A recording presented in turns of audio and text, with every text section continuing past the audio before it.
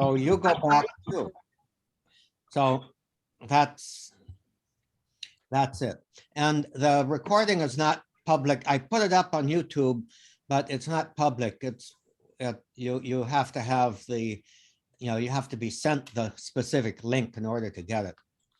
And forgive me for jumping in right away, but I am a guest at a Long Beach seminary classmate's home. And off to my right is Larry Triesch, my host, who's going to step in and say hello. Larry Triesch. I Well, remember why don't you, you Larry. stay with us? Wait a minute, who are these old guys? Let me tell you. Excuse me, guys. Tom, George just called and said he couldn't get into the meeting because he gets some kind of message that the host is in another meeting and is not available. Okay, that may mean that he has, Should we ask him to try again? well, yeah, but he probably needs to use a different link. So let me see if I can send the link to him. If he uses the email that I sent yesterday, that should have the right link. If you use the email that Tom sent yesterday, you shouldn't have any problem. He's using it, Tom.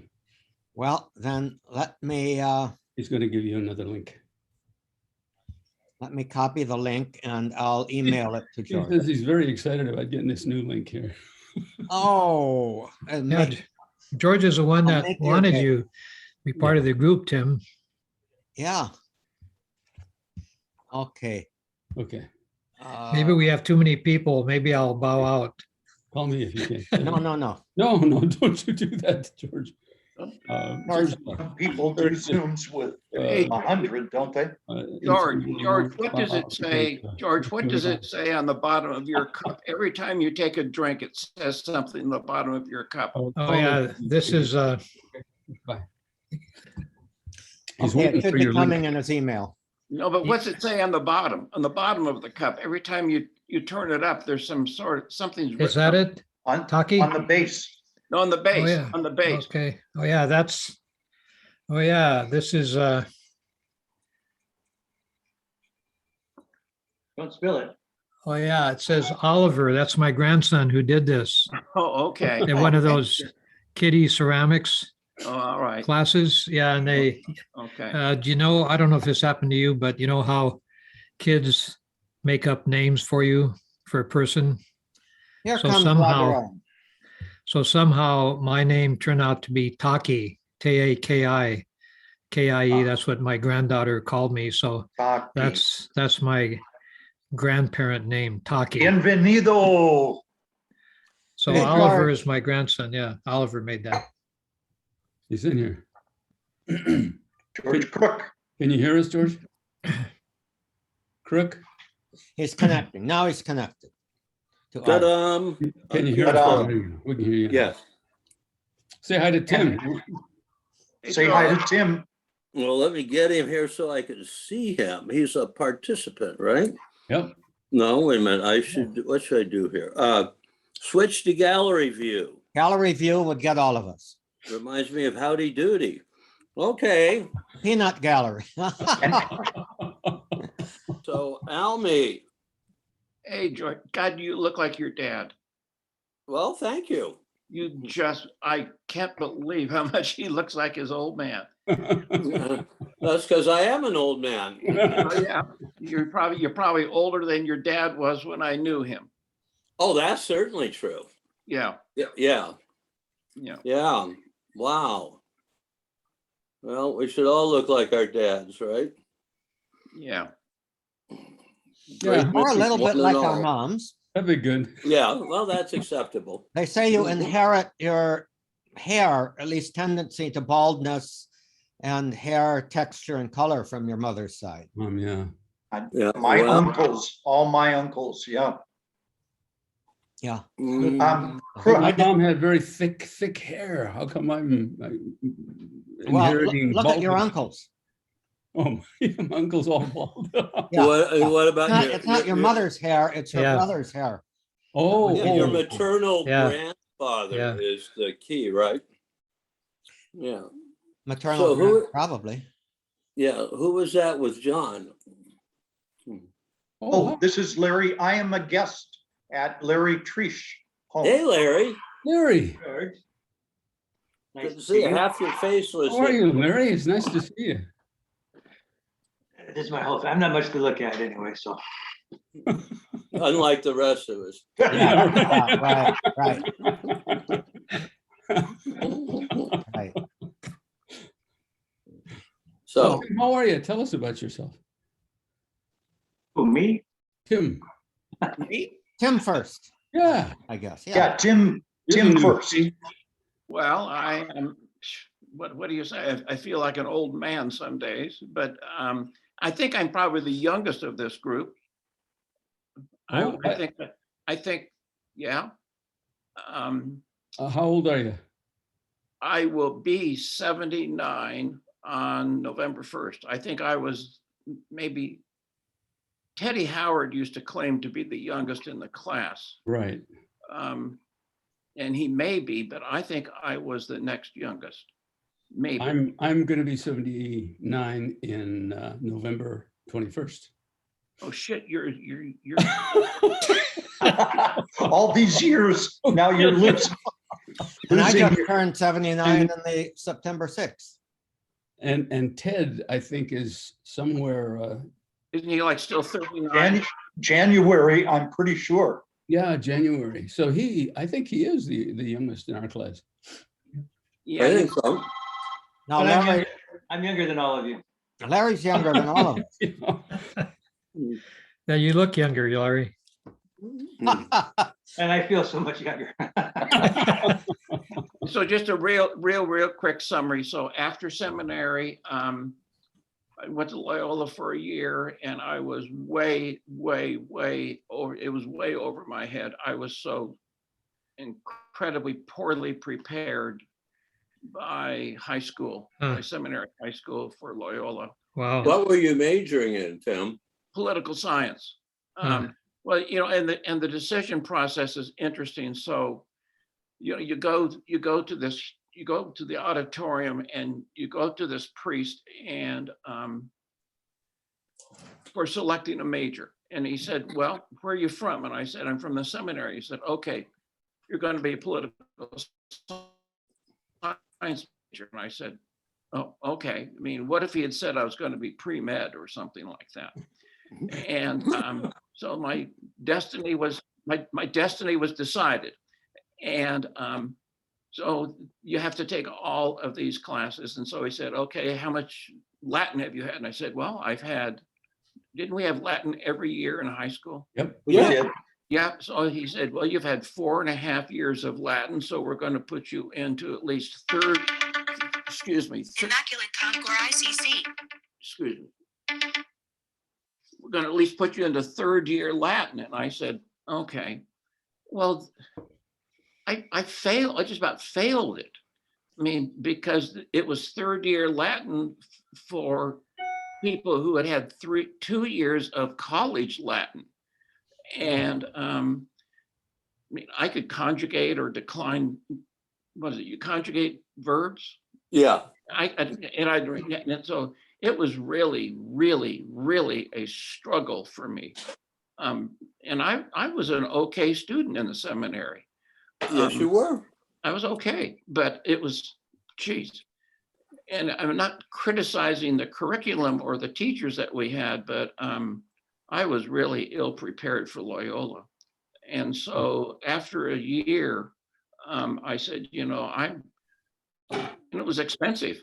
It cost a lot of money to go there. And so I transferred over to Long Beach State and still was a political science major. And it was hard too, but you know, I found my niche and enjoyed myself very much and played athletics. And You were a rower, were you not? yeah, I was on the crew team. Yeah, I was on the crew team. And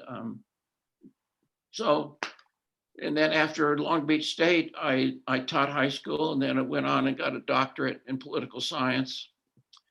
and then went to University of Georgia and became a professor, taught there for 15 years, and then left the university and went into the money management business, moved to Florida, stayed there for 25 years, and then retired at 62 and then moved up to North Carolina. So it's been, Georgia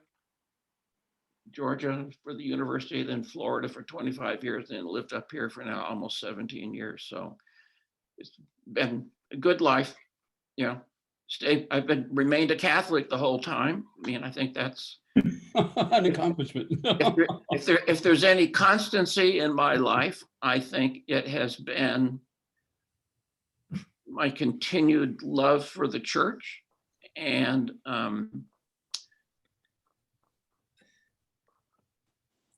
bad parishes, good parishes, very good priests, crappy priests, but sticking to it and, you know, trying very hard to remain faithful, you know, trying very hard. And it's a struggle every day, but trying very, very hard.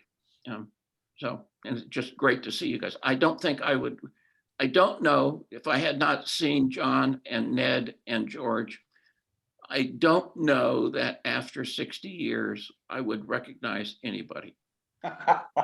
Yeah. I think you're, No, you think I was Desmond H. Crook. Yeah.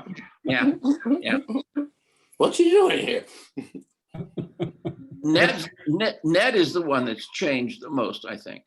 Oh, really? Yeah. I look better. Yeah. You used to have a lot of dark hair. Yeah. Yeah. It's all white now, mostly. I got black eyebrows. You do have that. Well, that's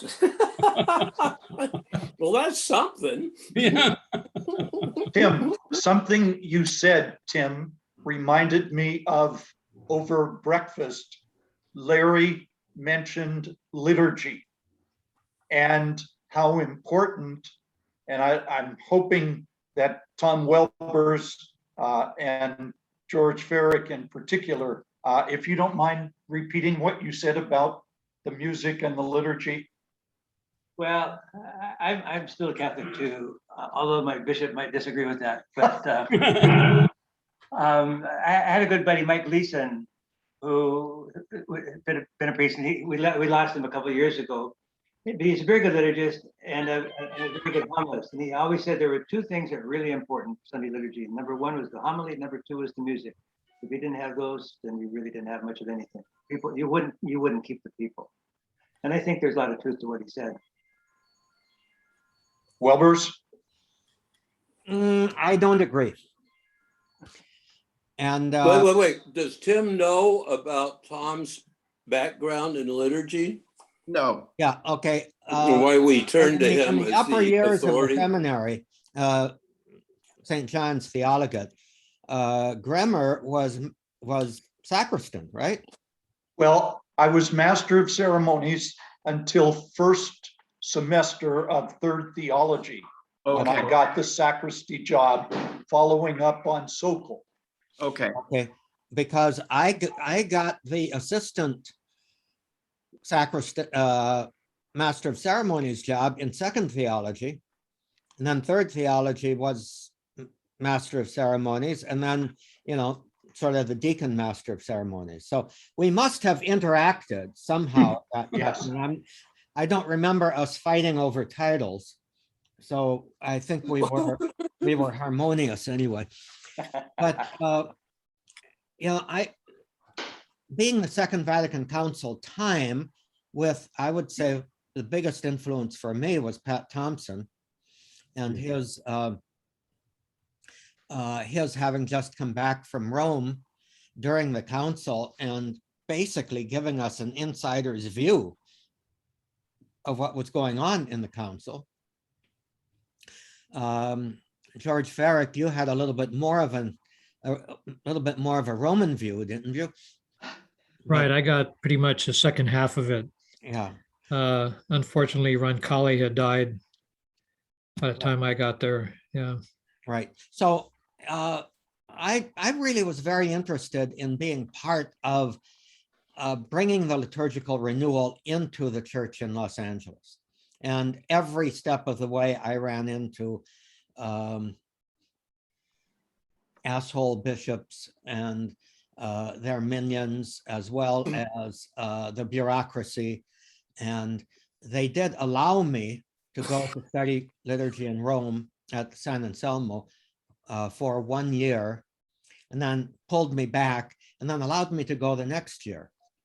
But every attempt at actually being able to do anything significant in liturgy was in LA was kind of met by, we're okay if you work, but we don't want you in charge of anything.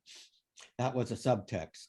So anyway, I was quite enthusiastic about the connection of liturgy and scripture and liturgical theology, as well as spirituality and pastoral practice. To me, if it didn't bring about a church of committed members of the body of Christ, liturgy was doing something faulty. Now, to get into this, I think that the key element still with liturgy has to be how the presider approaches the leading, the presiding, the facilitating the actual actions of presiding in the liturgical assembly. Too many presiders just have the idea that, well, they come on and say the magic words and then leave it up to everybody else. And what I personally found disappointing was that very, very few people actually wanted to know about what is the meaning of these rituals and how we celebrate them and how they put together and how they relate to what the church is saying about who and what the liturgical assembly is. So I am going to say that the most important thing is not the music. It is how approachable the presider is in the liturgy. That is how he approaches, and at the moment it's he, approaches the leadership of the celebration, the facilitating, the gathering together of the various other ministries. It's not the presider does everything, but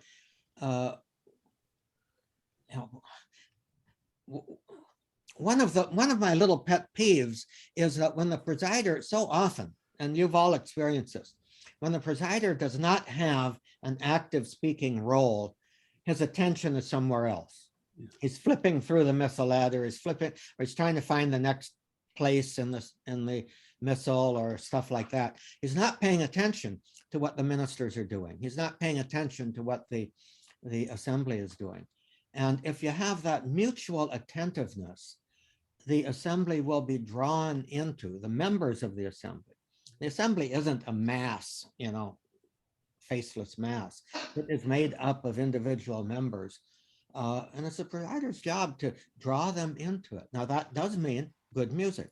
It does mean good preaching, but it also means good proclamation of the word, trained lectors who know what they are saying, and it means the presider paying attention to the lector. As a role model. Flipping through. So I would say more than anything, the homily and the good music does depend on the presider's participation. I don't think that the presider should sing if the presider can't sing. And if the presider can sing, go for it. But don't sing as a performance, sing as a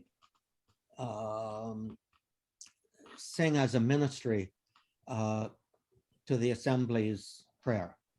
So that in a nutshell is where I would be coming from. Tom, I would so much agree with you, and I would use the word engage. If the presider is attentive and engaging, He doesn't have to be an expert, he doesn't have to be Fulton Sheen, but he really needs to project that he cares about what's going on, and he wants other people to hear what he says, and he wants to hear the other folks too. And the lecturing, I think, is key to And then all of that depends very much on what the presider's life in relation to the community is outside of the liturgy. Absolutely. Does the presider preside well within? I don't like the expression preside over, but preside within the whole life of the community.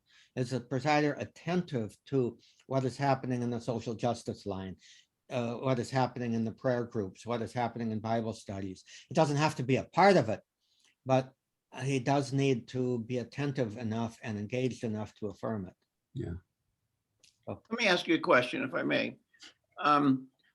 For 28 years, my parish was administered by Capuchin Franciscans, and their approach to the liturgy, if I can use a word, informal. It was an informal approach where they were very much engaged during the celebration of the Mass with the congregation.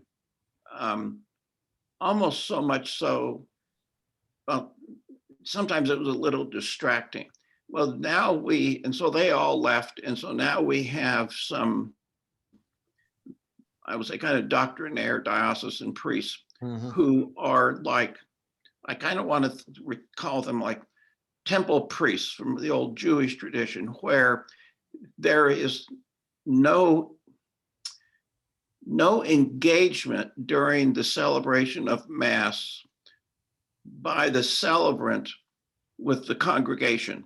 And so the liturgy, the celebration of the liturgy has become much more formal, and maybe that's not the right word.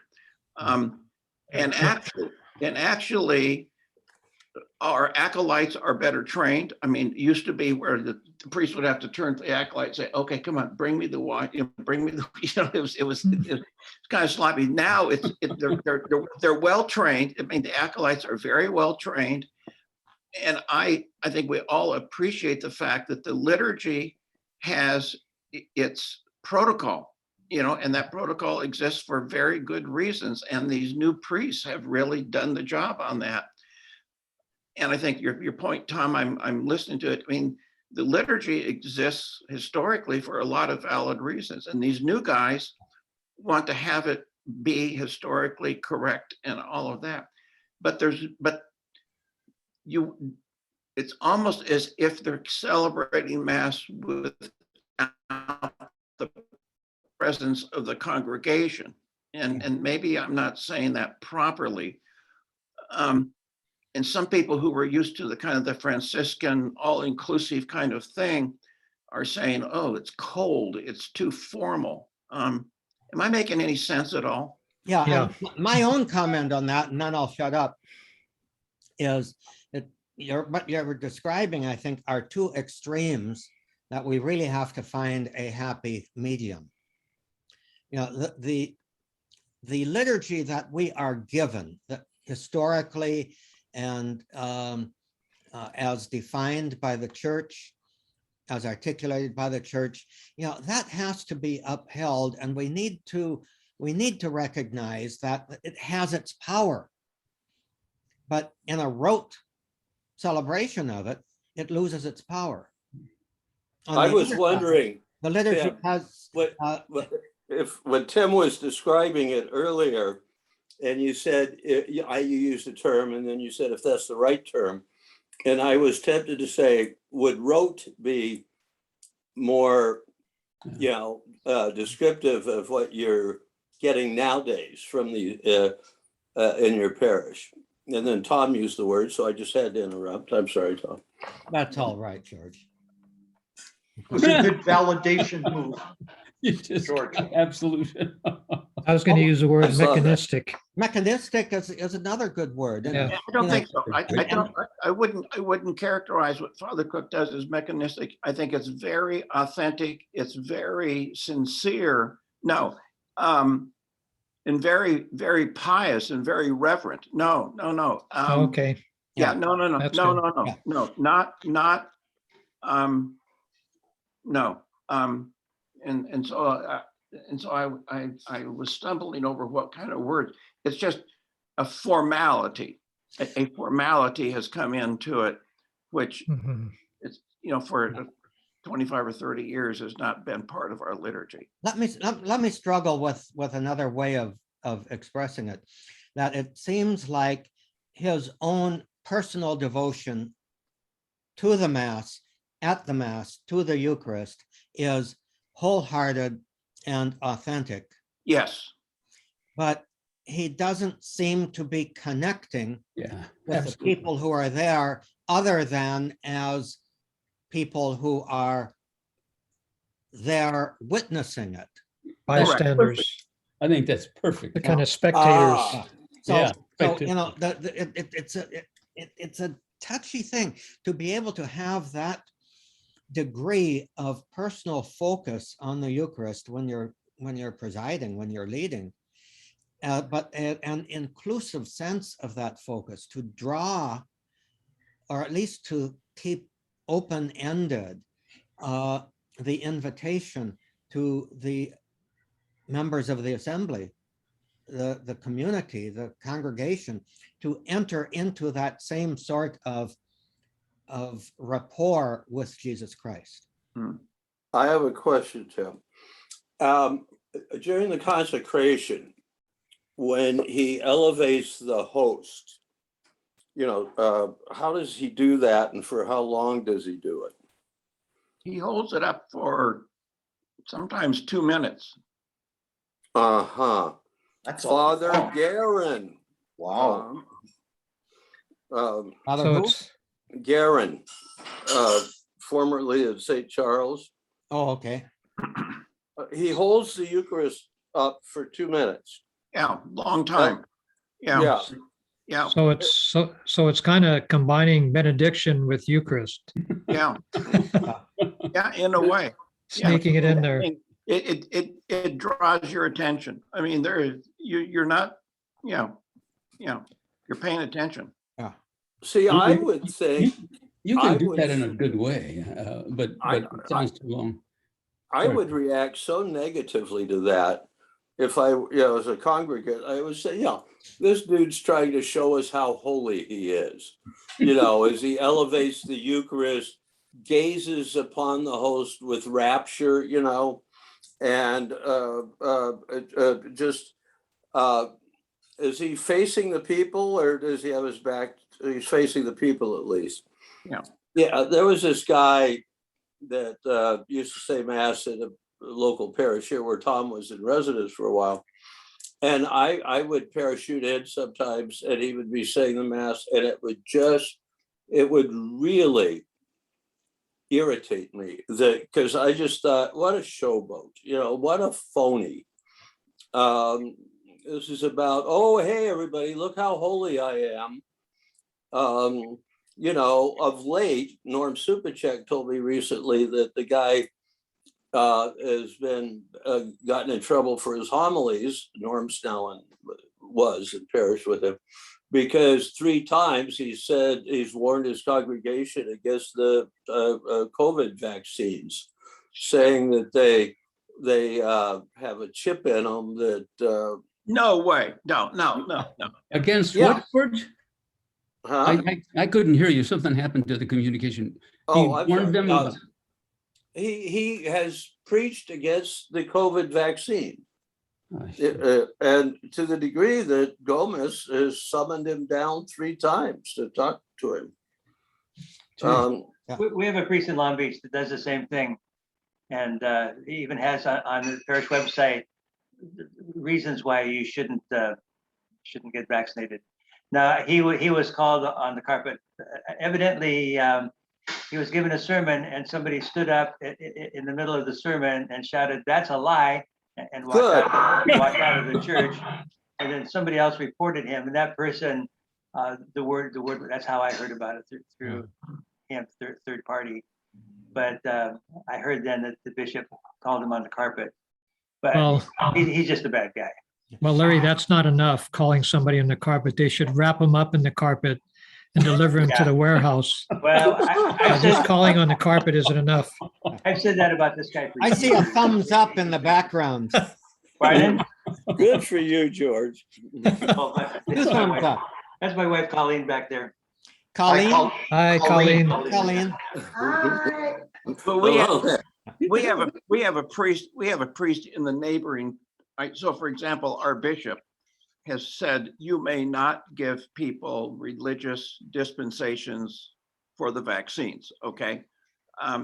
But there's a priest in the neighboring parish that on last Sunday's mass said, look, the bishop is wrong. If anyone in this parish wants a letter, because a lot of companies, as you know, are requiring vaccinations, and all the local hospitals, if you work in a local hospital, you have to have a vaccination. He said, I will give you all a letter that for religious, what, dispensation, is that the right word, a dispensation?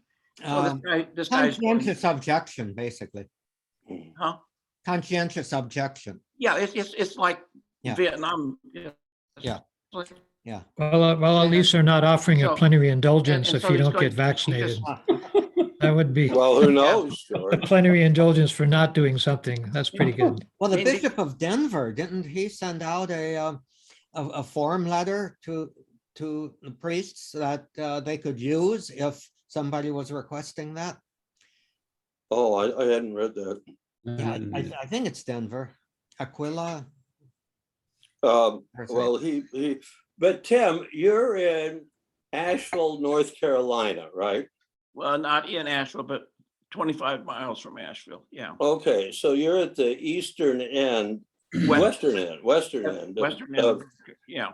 of a formerly southern state, or a southern state still, Yeah. I guess. You know, and the next state going west is Tennessee. Yep. And Tennessee has had one of the worst COVID rates in the country of late, because it's one of the least vaccinated states.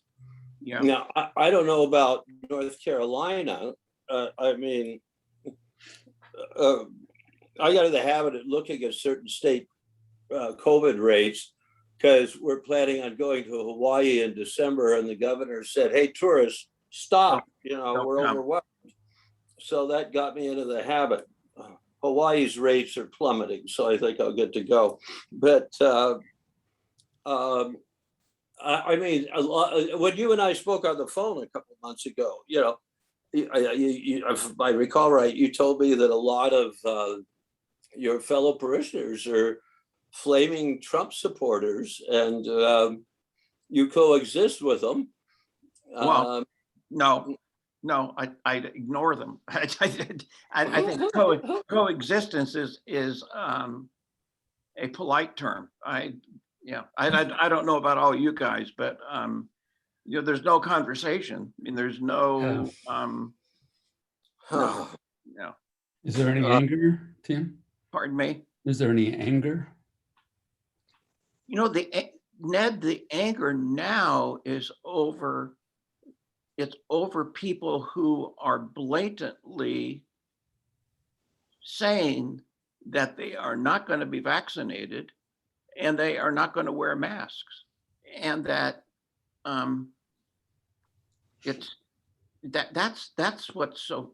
If I can just tell you a story. We have this family in the parish who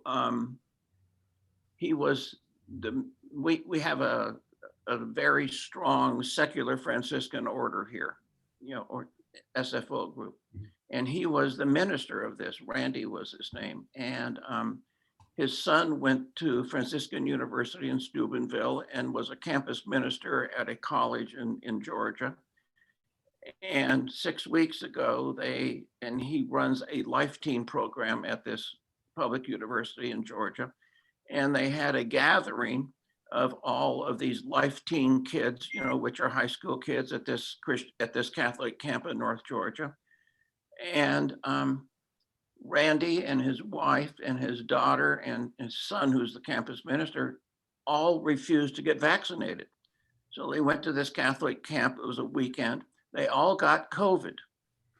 And the dad died last week. The campus minister's son died the week before, and they still are adamant that they should not have been vaccinated. And it just pisses people off that it just, give me a break, and we have stopped going to masks because half the congregants will not wear a mask. Yeah. And Yeah. in this county, 50% of the people have not been vaccinated. Yeah, I Yeah, have that's, yeah. And one of so our it's one of really our frustrating. yeah. Yeah. one of our sons is an ER doc at UCLA, and I think he's going into PTSD because of that kind of stuff. I mean, it's so utterly crazy.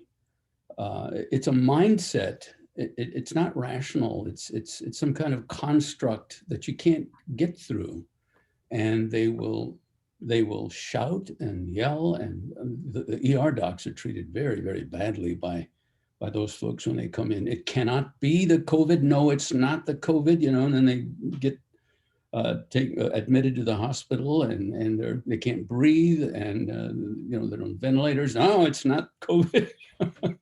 It's really, really nuts. It's fake news. I mean, Daniel told me it's fake news, doctor. You don't know how to diagnose me. It can't be COVID. Like, there's no such thing, really. How could it be? And I asked him, so you admit him to the hospital. What do you do then? And he said, watch him die. Mm-hmm. And he didn't mean that he has a role in that. He's trying to keep them alive, but many have died who have denied the existence of this illness the day they were admitted into the hospital with it. Well, what's getting Holy worse too cow. is that these hospital beds are then not available for people with cardiac problems and other types of urgent medical needs. That's what really antagonizes me. Yeah. If they don't want to get the vaccine, then don't go to the hospital. Go with it on your own. Why do they? Even I wouldn't go that far, George. Well, that's where I am. I'd be at the door saying, "Go down to that gym, or go here. We'll give you a cot and a sleeping bag and a case of water, and go back home." Yeah. That's kind of almost the way I feel. There is so much anger going on everywhere, so much division, yelling at one another. It's just.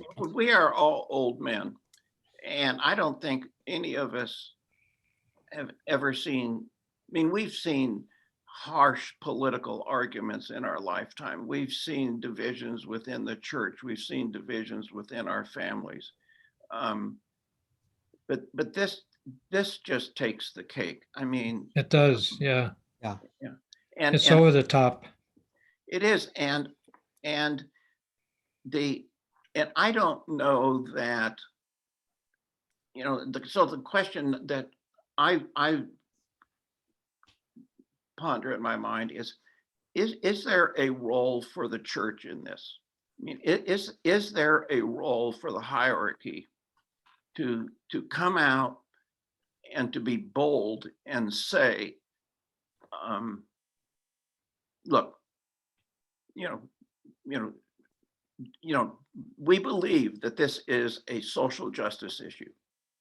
We believe that you can trust the CDC. We believe that you can trust medical science. But what in some areas of the country, you'll get back. Fauci said originally, masks are counterproductive. Don't think you have to get masks. They'll do more harm than good. And he did say that. I know. And then, George, who said that? Dr. Fauci. Yeah. Early, like in January, February of 2020, he said a lot of things that were mistaken. The people don't have to worry about this virus. The average American's not going to have to change his or her life any. And they were, it seemed to me, even at the time, kind of stupid. Because, I read The Mask of the Red Death. I know about epidemics. So what the heck? That was a joke. Edgar Allan Poe, haha. Anyway, It's starting to come clear. so they're not going to trust him. I mean, Marcos would shove that right up down one's throat, Dad. Yeah. If the bishop said that we've got an obligation to wear masks. Yeah. Now the vaccine's different. I mean, it seems to me we've got, if nothing else, an obligation of charity to be vaccinated. Well, I think that there have been priests that have gotten up and said at least it's your moral duty. Pope said that. Yeah. Your moral duty to wear masks, to get the vaccine, to distance, to do all of the stuff that will promote health.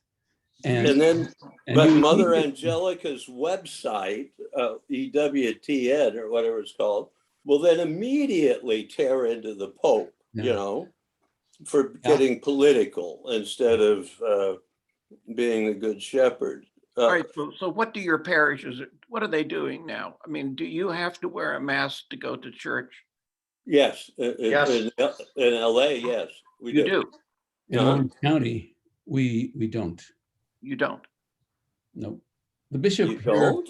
the bishop here has thrown his hands up in the air. He's got very, very radically conservative people on the one side, and he's got a growing number of far left guys. And there's a diminishing middle. And the radically conservative ones are the ones with the money. Yep, exactly. Unfortunately, yeah. And he won't dare. He had a huge. That's just a tangent. I better not get into it. He had Tom, could a parish priest say you must wear a mask to come to church? Yes. Yeah, pastors do. Now, how they enforce it may be another question.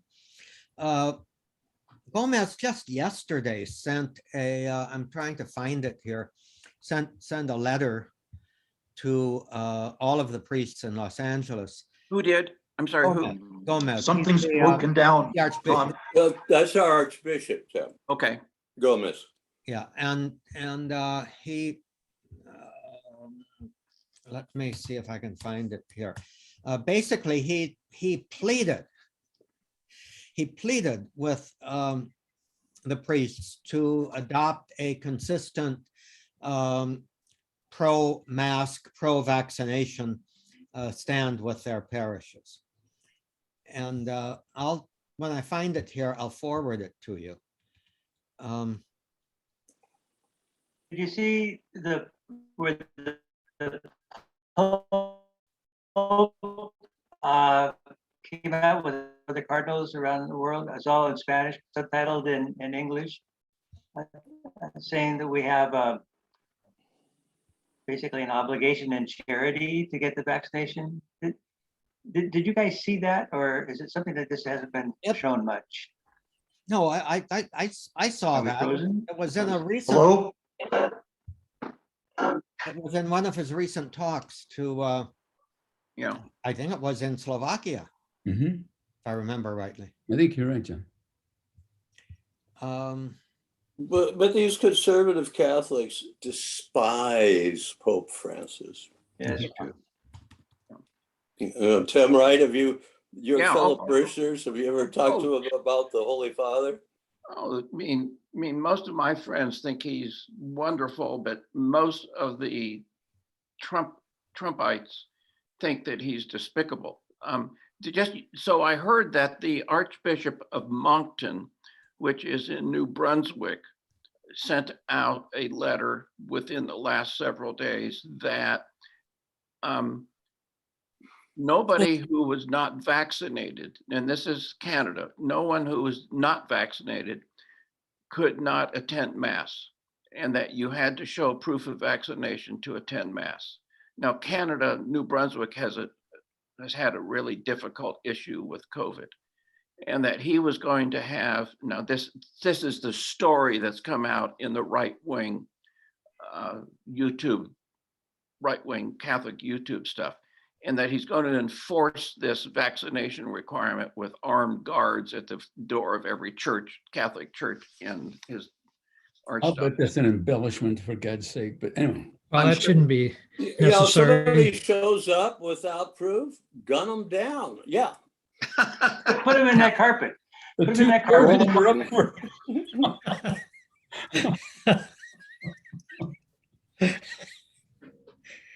Yeah, geez, Um, things you know, have kind of deteriorated.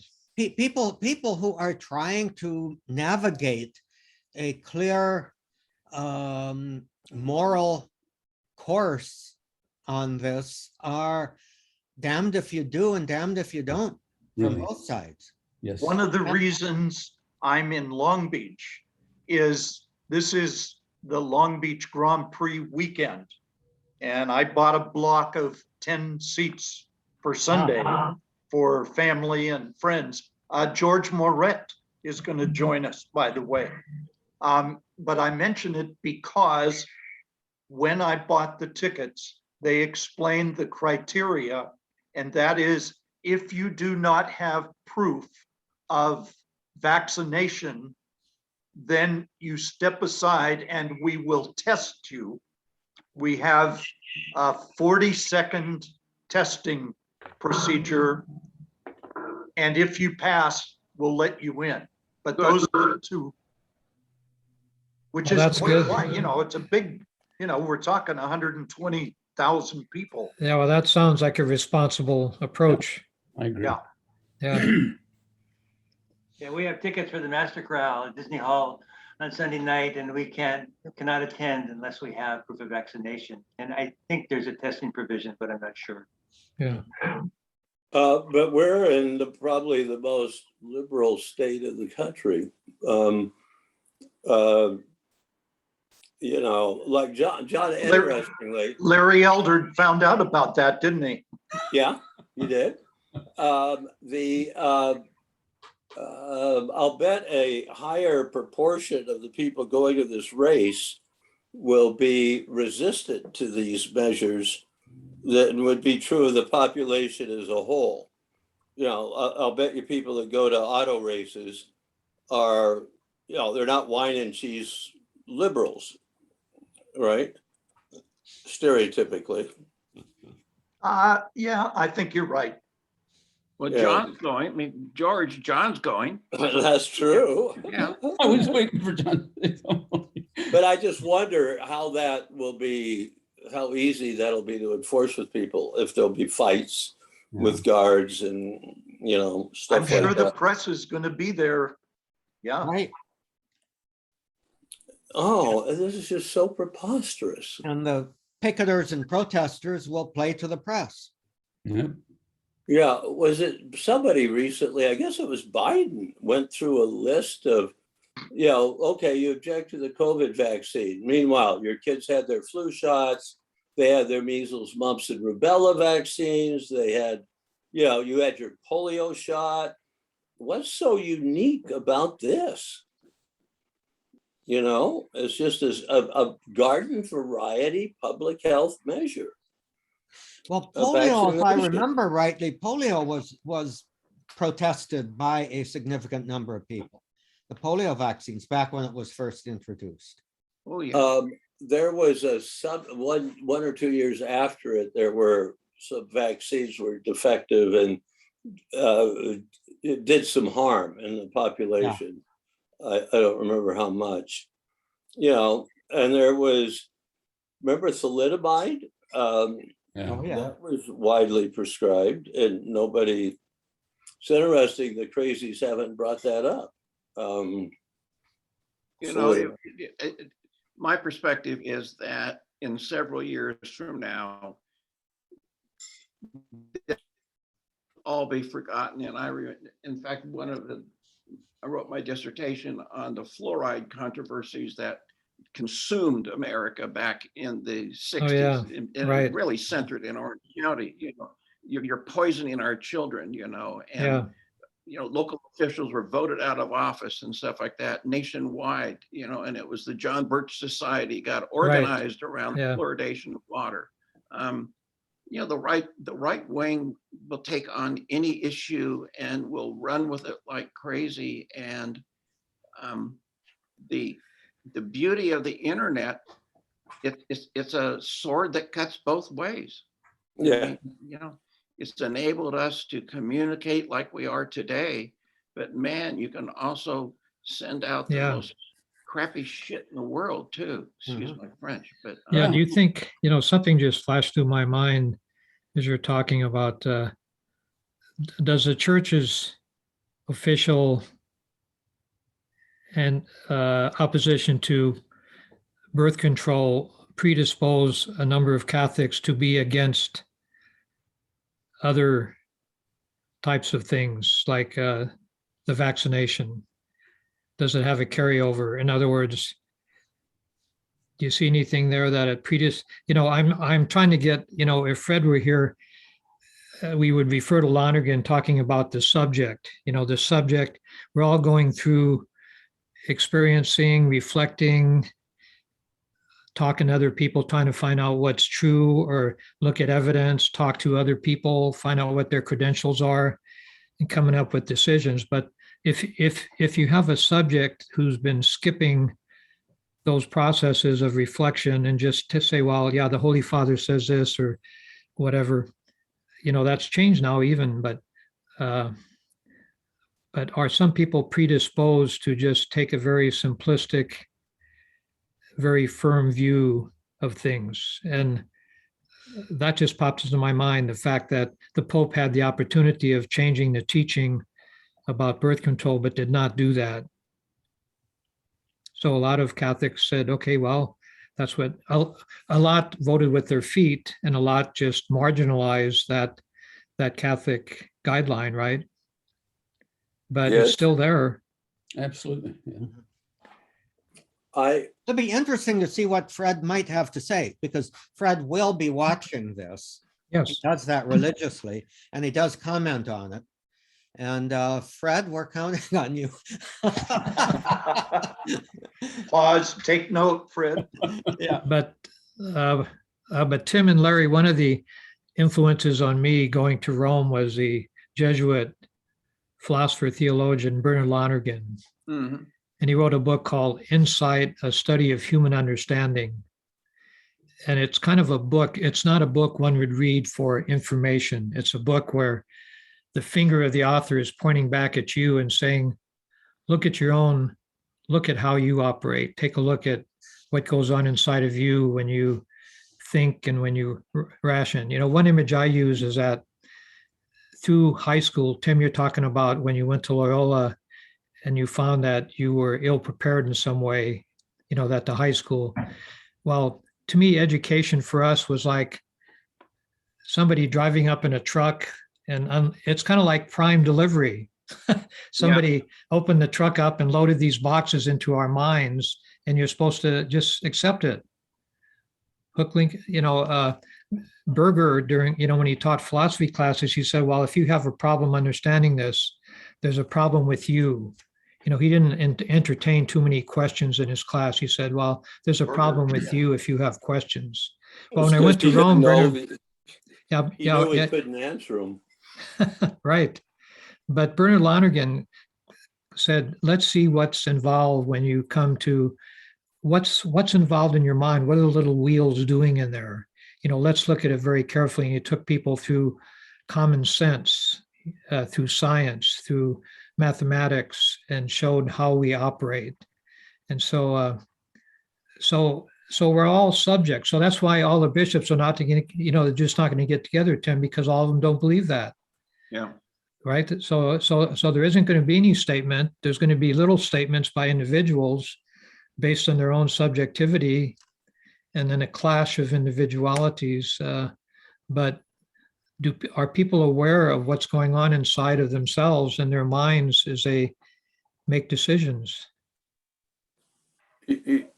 Well, no, but George, on birth control, my understanding is statistically, like 90% of Roman Catholics have used birth control, artificial Yeah. forbidden birth control. So, I mean, was your point that birth control has prepared us to just ignore bishops? Because that I think is true. Well, I'd say, I think it was the other way around. well, I would think that more Catholics who have used birth control would be for vaccinations. That would be my hypothesis. Well, then that's like And that those who are 90% of against us. it are against vaccination. That would be my hypothesis, that those Catholics who have a strict interpretation of birth control would be against vaccinations. Well, I don't know any of those. Yeah, I don't know. Catholics. It's just a question. I think 90% is a low number. A low number. Yeah.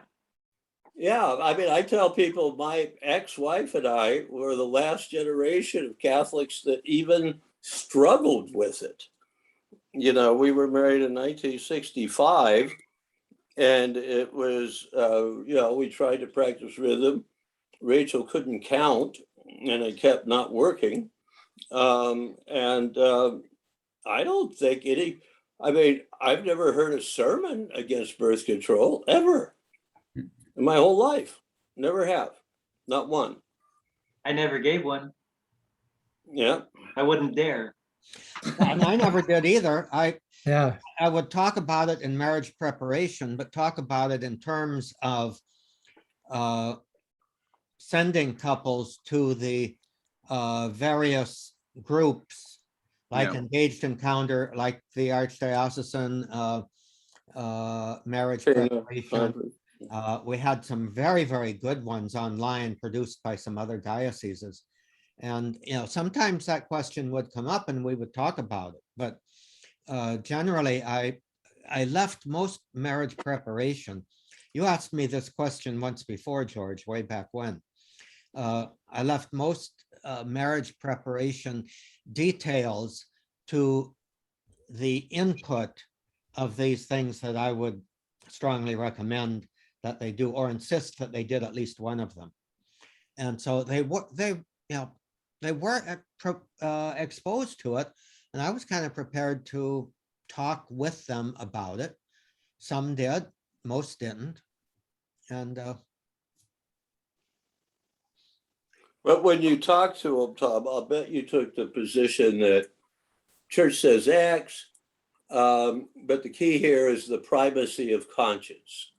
the key is the primacy of conscience, and then talk about, okay, what goes into formation of conscience?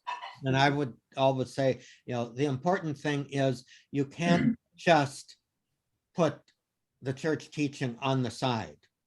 You have to, as you were saying, Struggle. somewhat struggle with it, but you know, you can't let yourself be overwhelmed by the struggle either. Right. You have You to- know, I remember when Humane Vitae came out in 1968, and Yeah. I sat down and I read it, and I said, this is utter bullshit. This is absurd, and never gave it a second thought. You know, before Humane Vitae, I struggled with it. It sent me in the other direction. I thought it was just absurd. I was of the George Ferrick reading. yeah. When Humane Vitae You were came, in, when the Humane- wheels were spinning. You when were Yeah. sorting Humane out. Vitae came out, I was a deacon in St. Christopher's Parish in West Covina, and I had a group of parents, you know, working guys, professional guys. One guy was with the FBI, another guy worked for an airline. Very thoughtful, mature folks with teenagers, and it came up. We're using birth control, deacon. And what do you think? And I'd say, well, if you deeply believe this, you've prayed about it, and you think this is the right thing, I think that's fine. And they said, look, we struggle with it, but there's nobody to help us struggle with it. Nobody to help us look at it from one side or another side. I mean, with all due respect, Deacon, unless you're married and trying to come up with something, I don't know how you guys can help us.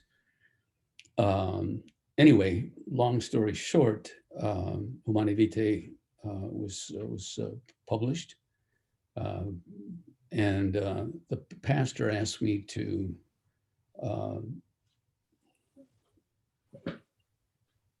preach at all the masses and to tell everybody that this is now the official word of the church. Just because he didn't have the balls to do it. Well, I almost didn't. And I simply tried to say, this is what the Pope has concluded. And I kept hearing these words from one of the kids, I shouldn't say that, parents saying, we have no guidance. We don't know how to struggle with this. How do we form a good conscience on it? It feels like we're going against the church, but it sounds so stupid. It doesn't. There's no way that these people understand what parents are going through, what goes into trying to determine what's right for us. And it was a really hard time. There was, right in the front pew, one of my parents, they had 7 kids already, and were practicing birth control, and I walked out of the church to say goodbye to folks, and they were crying. Mother was sobbing about the Pope's declaration. Humanae Vitae. It was, and how do we struggle? We need some kind of help in understanding how to maneuver through what the church is telling us and what we're experiencing, and very, we're old now, right? I don't see any struggle. Dad, I haven't struggled with it at all. I think it's utter bullshit. Well, the Humanae Vitae was deficient. Complete nonsense. Yeah. Sit down and read it again. It had a lot of holes in it. Yeah. Oh, it's absurd. It's like Roe v. Wade, actually. The problem is when you're a priest, you can think it's absurd, but you are representing the church. Absolutely. You're dealing with people, so you get caught in the vice yourself. That's exactly right. You are, and one of the things I think many priests actually do but don't talk about is make the distinction between external forum and internal forum. And it may or may not be deficient or bullshit, Humanae Vitae, but the point is, it is what the church is trying to teach. That's right. At this point. Now, The institutional church, the institutional. Okay, but Okay, yeah, well, that's. the real point is a tool that you can use is fine. Respect the external forum principles. Not going to argue one way or other about it, but now in the internal forum, what are your actual possibilities of conscientiously following this? In other words, what Ned was talking about, those couples who needed help just to struggle with what can be their credible position within the church without rejecting it or without simply unquestioningly accept it. And to to lead them into kind of an internal forum discernment there, I think was one of the jobs that we were called to do. And I think you're right, Tom. I think privately, I did that a fair amount, but you can't talk about internal forum publicly, unfortunately. That's right. And Well, people, and I get people, Larry's people of point. those days were so used to accepting Mhm. what they were told to do. Yeah, you tell it. They had no, Many people they had didn't trust themselves. many people, I think, had the view of the church as the church exists to tell me what to do, Yes. and then I will decide whether I'm going to do it or not. And both poles of that, I think, are wrong. You know, Yeah, I mean, that generation that you guys are talking about, Tom, Larry, and Ned, sure, struggled with it because who was used to defying the church on anything, you know? But boy, it was a death blow to papal authority. Yeah. And to the authoritarian teaching church.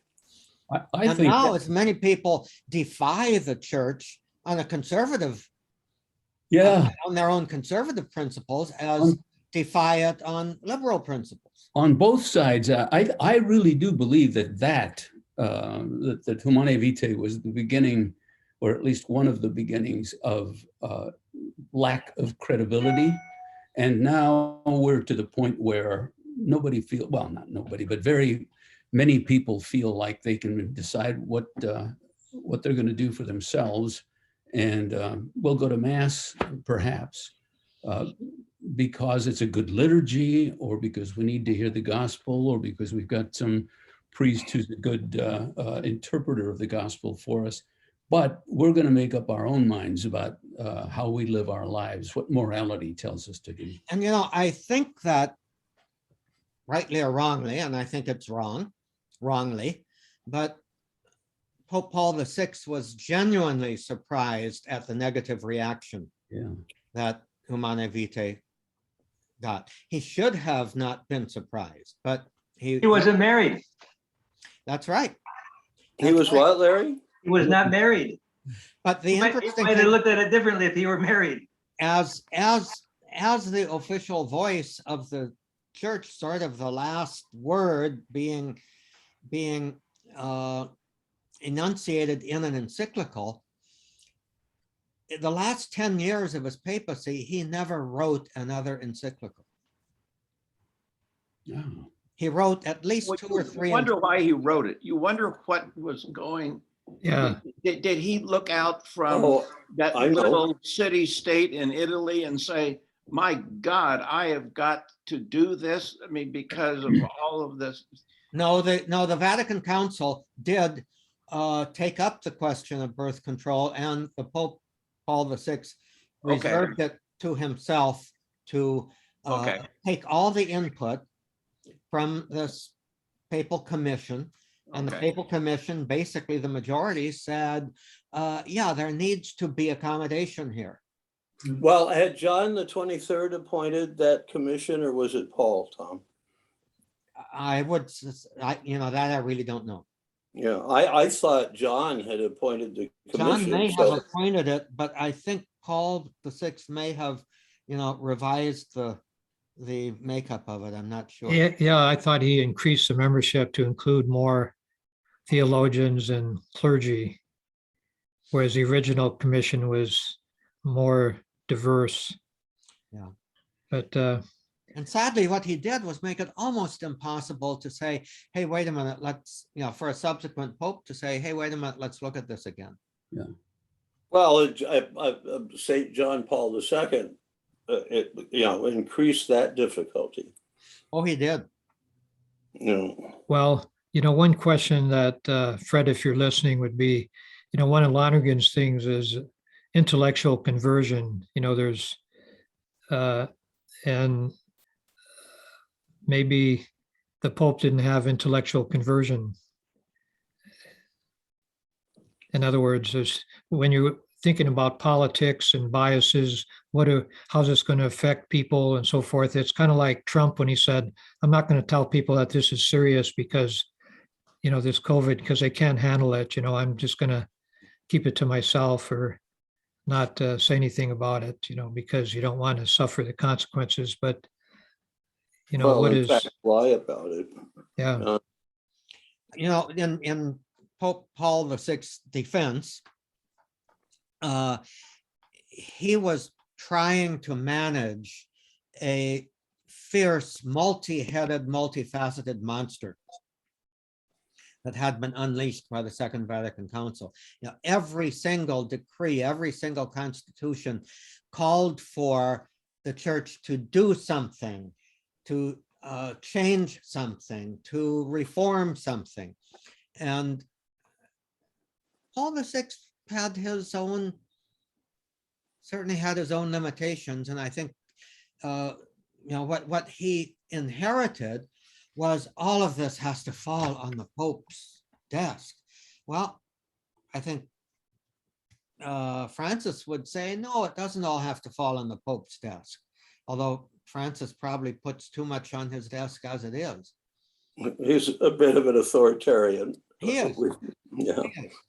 Herbert absolutely loved. Herbert is a Jesuit, Tim, that Ned and I were very close to, and From a Loyola. theologian at UCLA. I mean, it's UCLA, at Loyola, who was very active at the council and so forth. And he loved Pope Paul and had great compassion for him.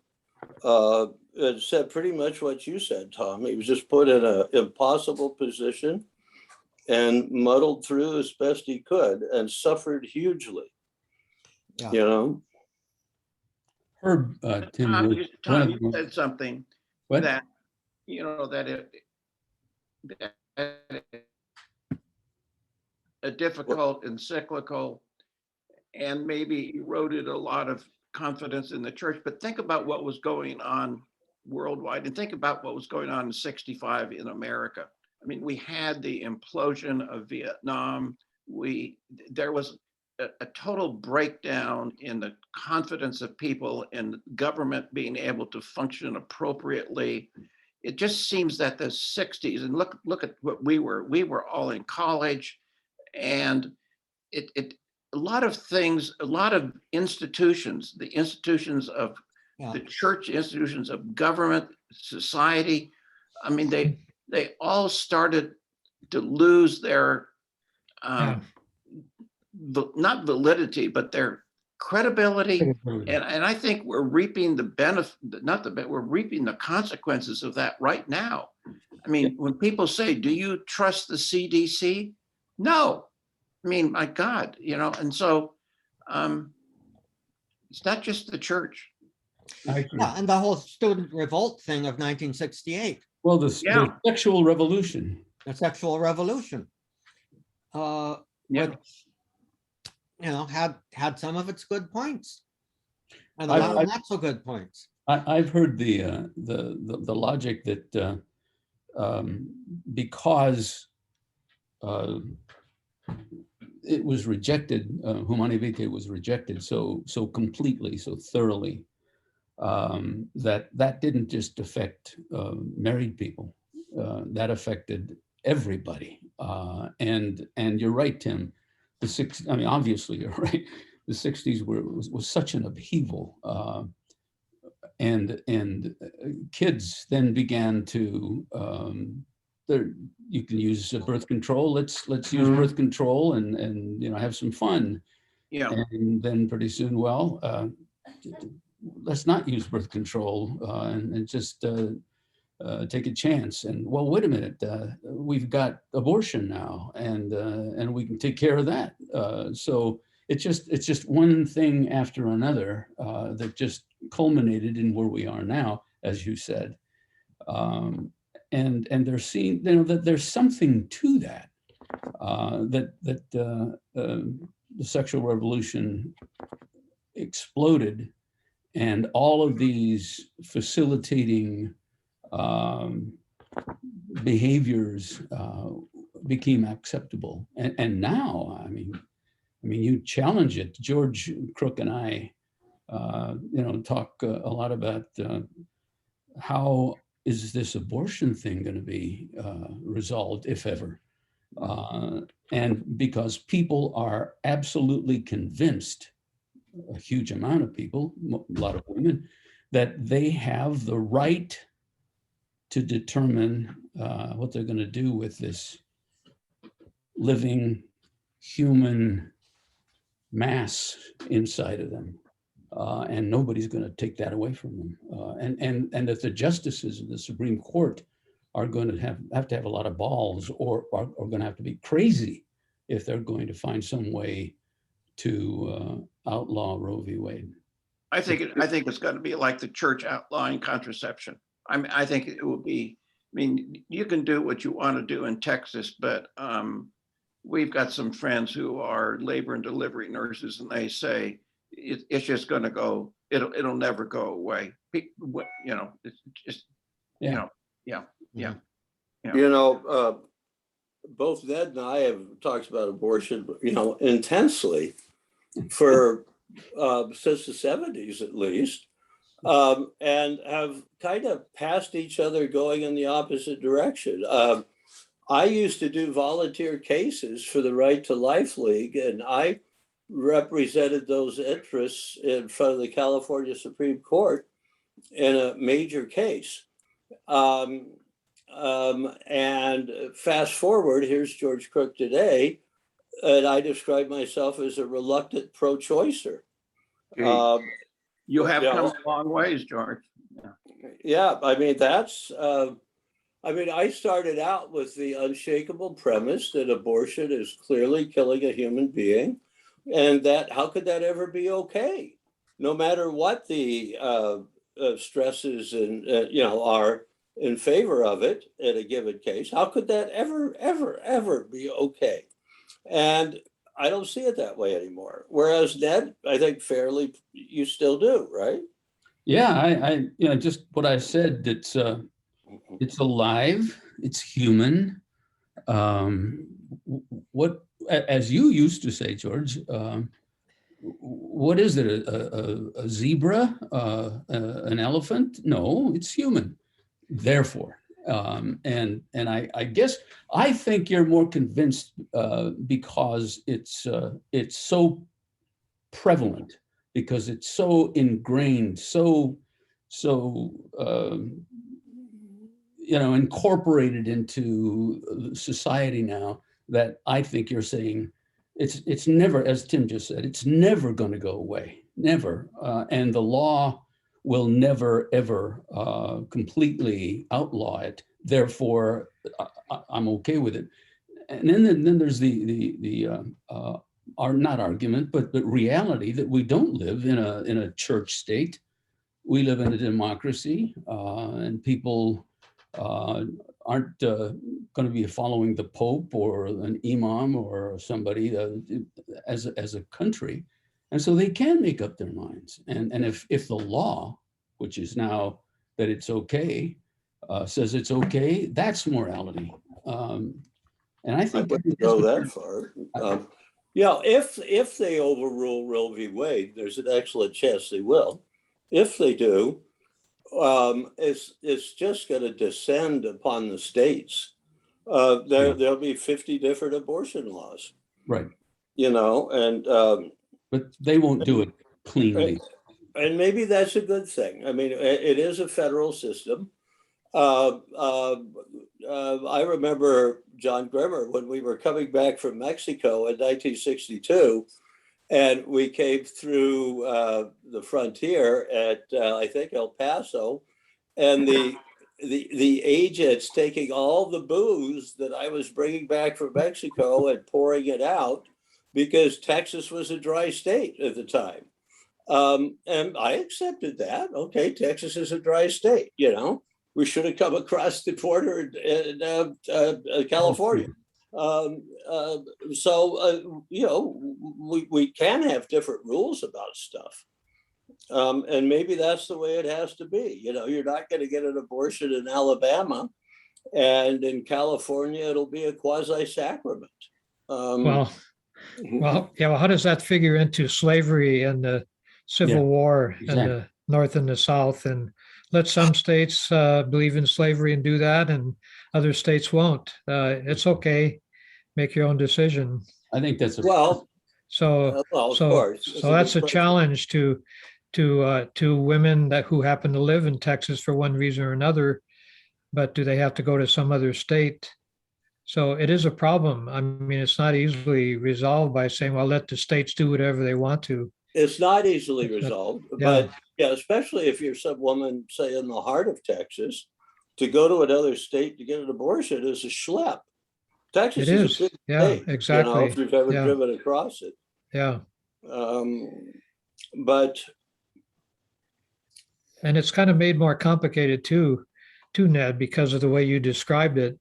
I could nod my head and say yes, yes, but then I could say, well, what if I'm a young girl who got raped? What's Yeah. the statement that one makes about that? You say, yeah, that's a false yeah. argument, George. huh? That's a false argument. In what sense? Well, how many rapes result in pregnancy? I mean, the pro-choicers will always say, well, what about if the child's going to be deformed? What about Right. rape? What they really want is an unfettered abortion right for anybody, anytime. You know, and they trot out these hardship cases as just a ploy.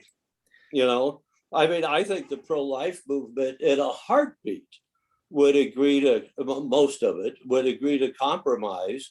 Okay, how about a rule that you could have abortions in cases of rape, incest, and impending death of the fetus, Right. or Yeah. Or mother. the pro-choicers, the pro-lifers would say, where do I sign? You know, for that law, because that's gonna allow, I don't know, some trifling percentage of how many abortions there are now. Most abortions are not over those reasons at all. So a question is, how do we relate morality with practicality. legislation, with good public policy?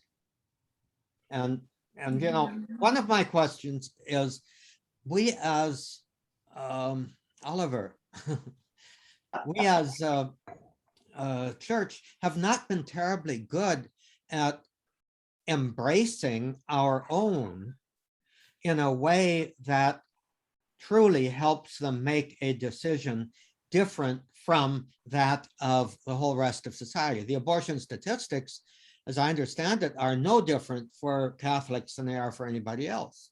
That's correct. So we haven't been very good at managing, not managing our own laws, but managing our own communities in a way that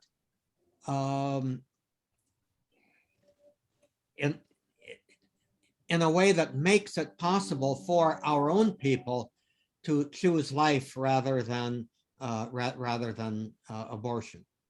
We really do make laws, proclaim doctrines, and really, I don't think do a very good job, even in the spiritual realm, of supporting people in living what we preach, what we require. Precisely. And the point was made that, in the very early church, one of the things that the early, even under persecution, the early apologists like Justin, I believe, said, we live like everybody else, except Christians do not kill our children. Yes. And if we could actually bring ourselves to form a unified Christian community like that, I think we could accept the law of the land to be whatever the hell they want the law of the land to be.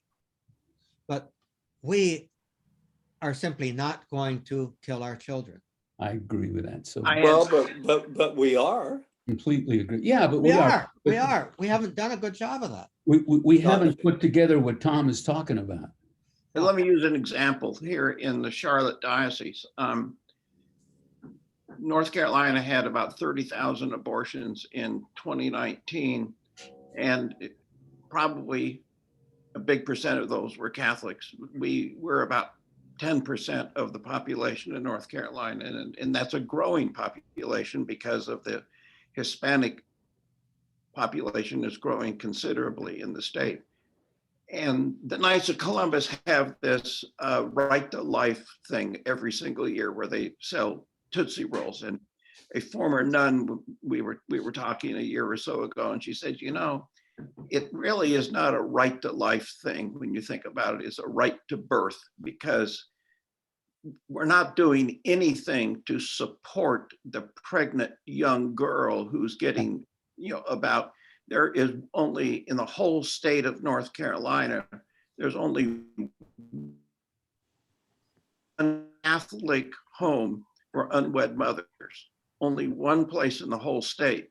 And she said, if we were serious, and maybe Tom, this is your point, if we were serious about what the early Christians did, we would say to any young girl, we have an option for you. We have an option. And it's not going to be like what we did in Ireland, take the young girls out of the parishes. Yeah, and we're going to take your kids away and send them to America or Canada. And we have an option for those who love you too. Yeah. It's not just treating you as an individual with a problem. It's how do we as members of a community embrace our own family? Yeah. I mean, in Georgia, I didn't know that, what you said is that probably as many Catholics, believe in abortion rights, and probably you're right. Probably the Pew Group shows that's to be the case. Oh, and yeah. So we don't walk, we talk the talk, but we don't walk the walk when it comes to the church's support for life. I mean, we have all of the platitudes, but we don't put our money where our mouth is. We really don't. And I think there are some solutions that would make a lot of sense.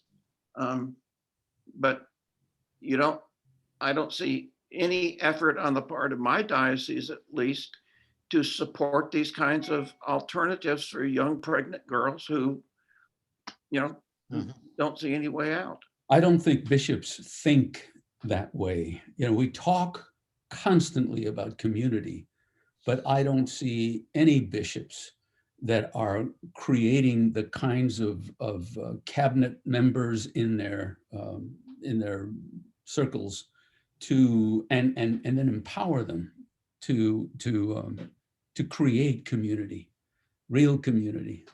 That just is not a culture with us. We talk about it, but we haven't created that culture. Yeah. It's worse that when we first came onto the Justice of Peace Commission in 1994? Yeah, around there. The American hierarchy was more, I'm going to use the word liberal, for want of a better word, by far than it is now. We had the famous or infamous Jadot bishops, and all of Paul VI's appointments and John Paul's early appointments were influenced by Jadot, and Cardinal Bernardin was kind of the point man in the American hierarchy. Right. And on abortion, his view was the seamless garment of life, he called it, which the pro-lifers maintained was a cop-out. Because that allows liberals to argue, well, capital punishment and, you pro-lifers are, you won't get behind any of the other life issues. And their comeback is, yeah, damn right we won't. They're not as important.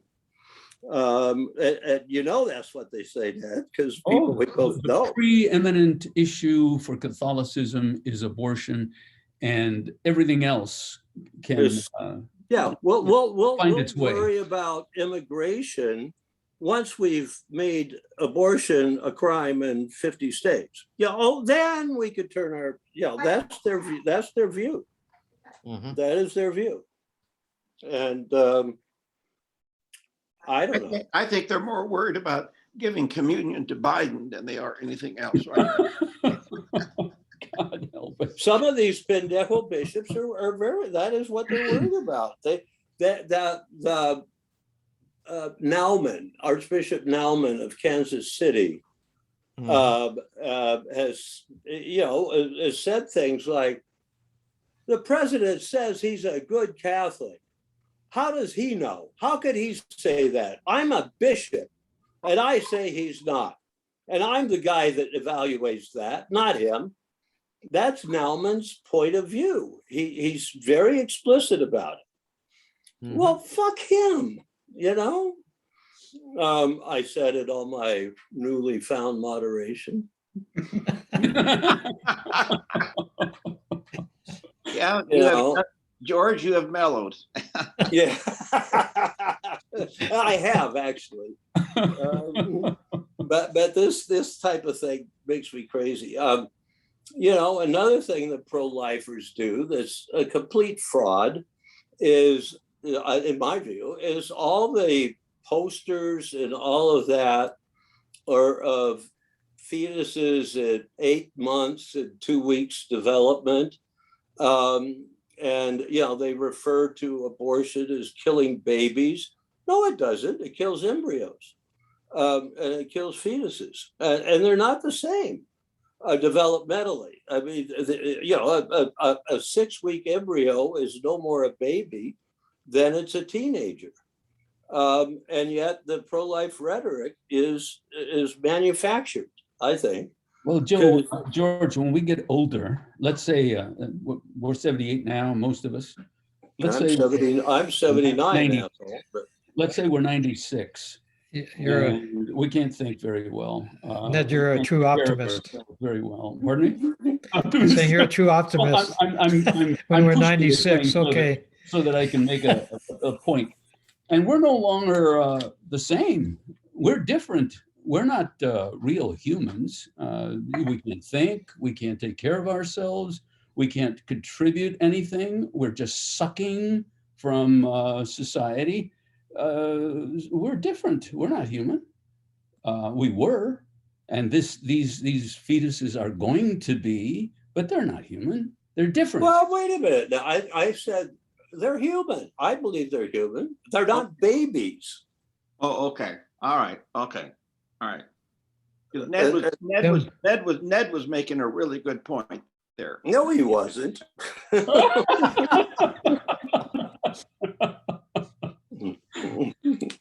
Ferret, help me. Yeah, he was.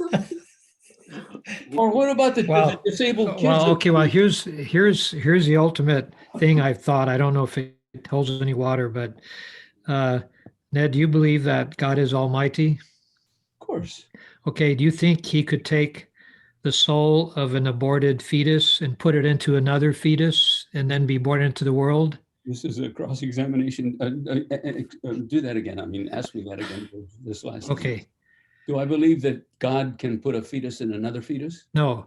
Okay. If there's a soul in the fetus. Yeah. Okay. And somebody has an abortion, could God put that soul into another fetus and be born into the world? Well, that's out of my pay grade. Well, okay, that's something that a Lonergan expert needs to answer. What exactly is a soul anyway? And how in our, and this is one of the things that I asked about a week or two ago. How does the soul relate to the functioning of the human brain, the human mind, human consciousness that science has discovered, which nobody was aware of 50, 100, 200 years ago? Yeah. Are you asking or are you going to tell us, Tom? No, I'm only asking because I really don't know. Pre-brain science, basically we could say, well, the soul kind of resides there and it does all the stuff that makes us human. Now they're finding, no, the interaction of these brain cells is what makes us human. And where's the soul here? And I think I would probably say something like, well, the soul still, this is how they function, but there still is a substantial human principle underneath, but I don't know how to describe that or define it. And I don't know if I'm using the right terminology either. This is why I need to consult the Lonergan experts.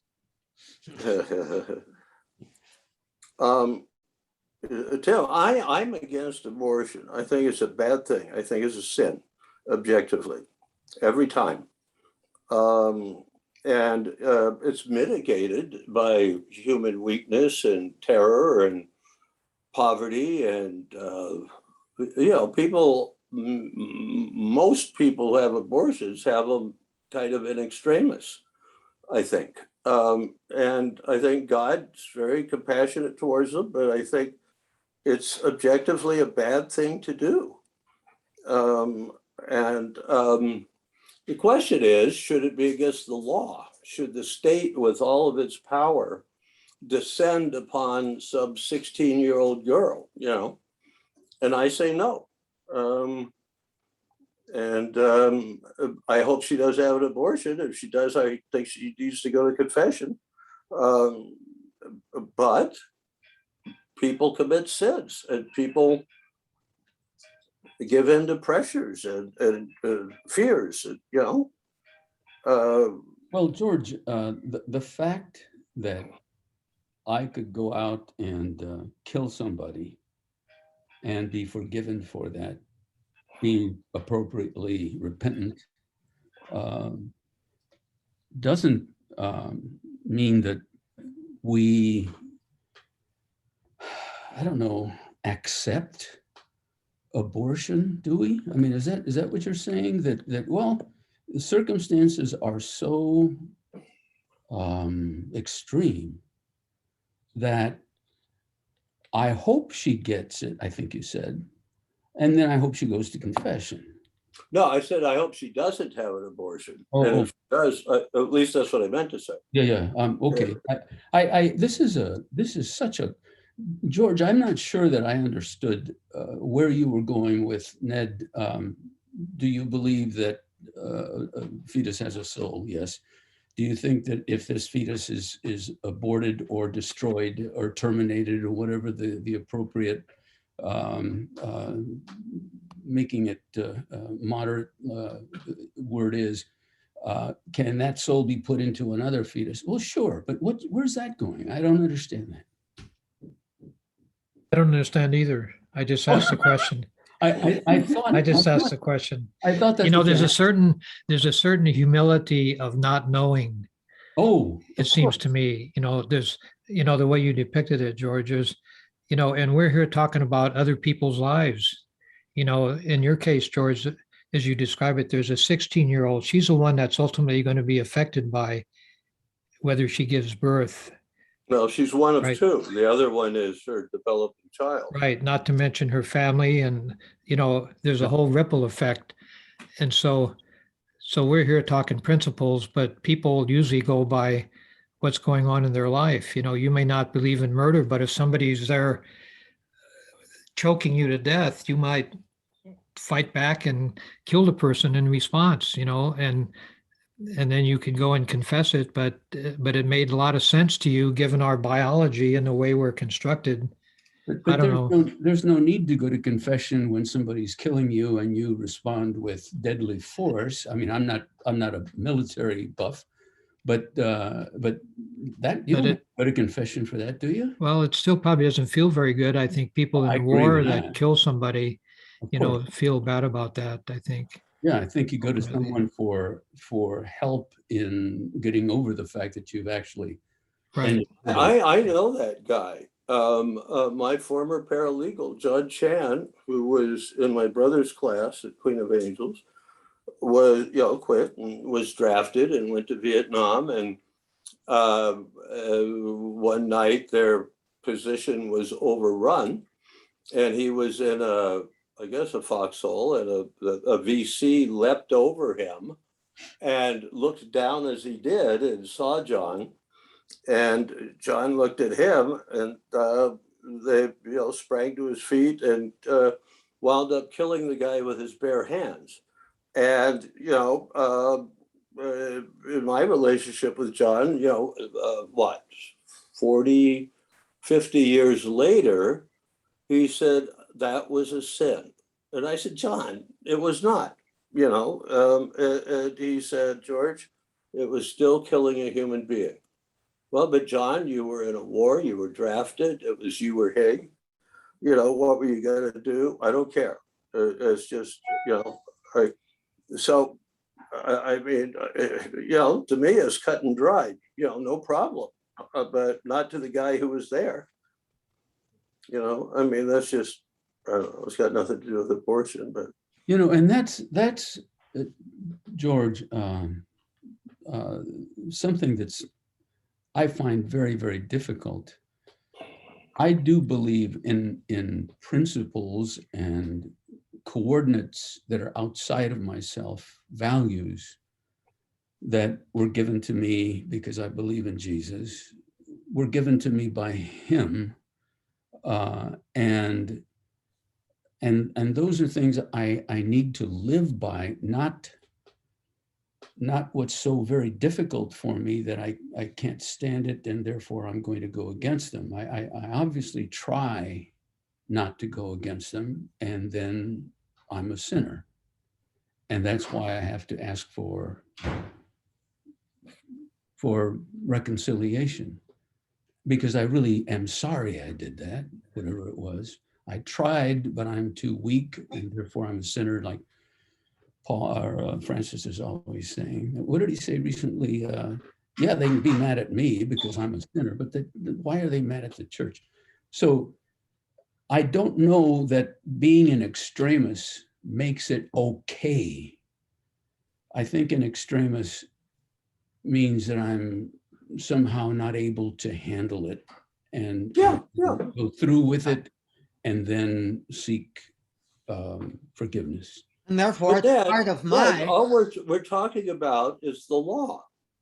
And do you want to bring down on some poor 16-year-old in extremis the might of the state to control what she does in that situation? No, this is something that I honestly don't know. George, I'm seeking, I'm wondering, I'm absolutely not able to come up with a good response to that.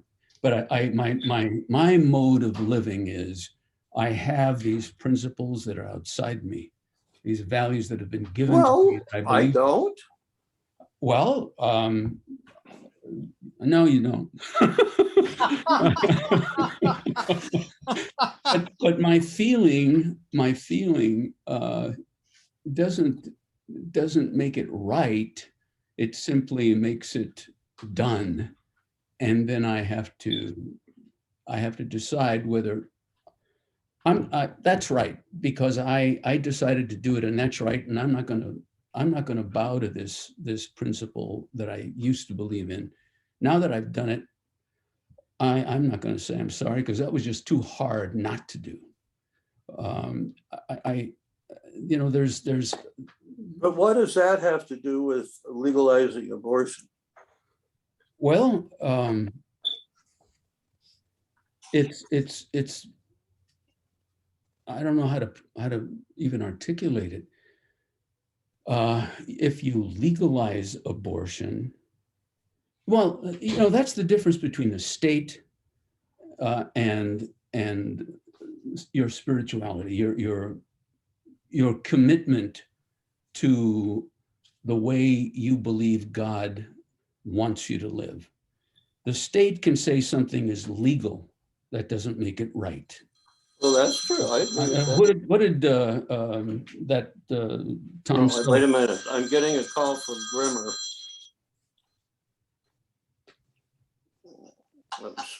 Speak to me. Are you guys shut out? Do you want back in? George, Yeah, nice. my battery ran out on my computer and it's so ancient that it's still not firing up. Adios. Sorry to drop off the earth. Everything's fine along. Okay, we wondered what had happened to you. Okay, I'll It was pass. just a battery thing on the computer and it's so old that I couldn't get it fired up in time to get back with you. Well, I'll pass that on. Thank you. Okay, Bye. tell Larry hi, bye. Bye. Grammar's I would- computer melted. I think we heard it. I would defer to Tom and the culture and the community and the support that he was talking about that we don't get. The government can do what they want, but if we've got a community that's supporting, that's engaged with each other, then we will do what we think is right. And unless if we're now breaking some law of the government, like the early Christians were doing, then we take the consequences. If we've got that support, that community, that commitment that is buttressed by our prayers and by our worship and by our liturgy, then we will do what God tells us to do, whether the government says it's right or is going to go after us or not. But how does that fit into abortion? I mean, because we're not going to have abortions, you and I. And, okay, so I mean, I don't follow. What are you? Well, no, what? But in what you were saying, we're going to follow our conscience and be good Catholics and Christians, no matter what the government says to us and what the consequences are. But how does I agree, but how does that fit into the discussion of whether abortion should be criminalized or? I think, there's one element that we haven't quite touched on, and there's another glaring element that I'm not sure how to touch on. The glaring element is it takes two to make a baby. Yeah. Or an embryo, or a fetus, or a zygote, not a baby, or a zygote, or whatever other scientific euphemism you might want to employ to avoid the common sense term of unborn baby. And to lower the level of right. I don't think it's a common sense term at all. Yeah, it is. But anyway, go ahead. It is. Prior to Roe v. Wade, nobody would call an unborn baby a fetus, except in scientific circles, medical circles. But that's neither here nor there. But what the abortion law in Texas goes after is not the girl. Yeah. The provider. It's the provider. Yeah. And those who are involved in facilitating the provider, as I understand. So Yeah. the one that's specifically exempted from, quote, punishment here, who can't be sued for getting the abortion is the woman herself. But the doctor, the provider, the organization, the nurse practitioner, the midwife, and let's face it, in human history, those who gave abortions were midwives. Mm-hmm. And we're probably going to see a blossoming of midwives happening in our society these days, for better or for worse. So why don't we go after the guys who stuck his you-know-what in the girl? There's a question. Yeah, why don't we? Why not just fine them $10,000 or something like that? 10,000. Oh, Well, Trump, that would be child's play. He probably paid a hell of a lot more than $10,000 for all the abortions he caused. who is this? Trump. Trump. Oh, What's the guy that had that island? I can't remember his name right now. the guy what? Epstein. Yes, Weinstein. Epstein. I mean, those guys, they hand you the money before they did it. Yeah. But you know, I think that's a real important thought. It takes two to tango, as you said. You guys, I've got to go. We've got to go too. It's Got 11:57. 3 minutes. This has been wonderful. And I so appreciate the invitation. And if you ever are looking for someone to join your group again, if you're short a guy, I really appreciated the invite. It's George, it's Farrick, it's good to see you. And Tom, great to see you too. Likewise, Tim. You can see how clear-minded we are, how we got everything Oh. figured out. Yeah, yeah. Take care, Well, good Tim. to see you. Tim, good to see you. I'm gonna drop off now, guys. Okay. God bless. Okay, God Okay, bless Tim. you. God bless you. okay, Tim, take Bye. care. You know, I have I've had this thought for years that I'm going to express. I just finished reading a book about the Warsaw Ghetto, and under the Nazis. Doesn't turn out well for the Jews, but the Nazis herded 450,000 people into an area that was so small they had to have something like 9 or 11 people to a room, and they let them welter there and for about a year, and then they cleaned it out at 6,000 a day and sent them to Treblinka and killed them. And then ultimately there were 50,000 Jews left or something, and they revolted, and that's the famous Warsaw Ghetto Uprising. But I was shocked to read in this book that there were a lot of Jews that had converted to Catholicism in previous years. And they too were forced into the ghetto. But there was a Catholic church there which made daily mass available for them. So you have these Jews who had converted, or whose parents, whatever, and they could go to daily mass while they lived in the Warsaw Ghetto, waiting to be gassed at Treblinka. And there's just something. I don't know. I'm not faulting the church for offering daily mass for them, but it just seems to me if the Catholic Church had taken a very, and I defend Pius XII, I really do. I think he gets a bum rap. But if we had prophetically fought the Nazis for the Jews in Europe and had gone down in flames having done that because of our reverence for life and such, somehow, and I know this may be a non sequitur, but somehow I think our stand on abortion would be so much more credible to the world, I really do. Yeah. In other words, a consistent life ethic. If we Yes, actually did yes. demonstrate that. Absolutely. And if we paid a price for it. Now, I mean, the truth is Pius XII saved very, very many Jewish lives, but he wasn't prophetic. Yeah. And so did Roncalli Yes, In Roncalli Istanbul. did. in Istanbul. He did indeed. And for that matter, so did Sultan, I forget his name, back in 1492 when he welcomed the Jews into the Ottoman Empire that were kicked out of Spain. out of Spain. Yeah. Well, strange thing.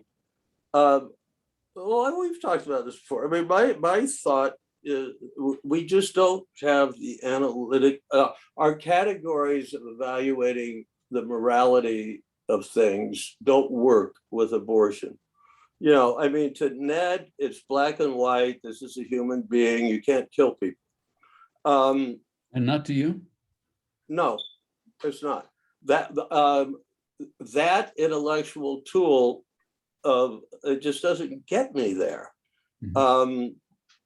And I can't really articulate it this morning as well as I have in some of our other discussions, but I haven't found a way to do that. I'd like to, because Oh, and one problem is that we're all men here talking. Yeah, that's really, really. That's really a problem in my book. Well, but it shouldn't be. Well, because, women would not agree with you, George. well, they're wrong. My wife would not agree with you. Well, she's wrong. Well, by that okay. I mean, no. I'll tell you how I became a pro-choicer in a minute. And it's congruent with what you just said. But the reason that the Catholic bishops, for example, are never going to accept that is moral principles aren't dependent upon the gender of the person reasoning them out. In other words, if it's not okay to kill a fetus or a baby or whatever,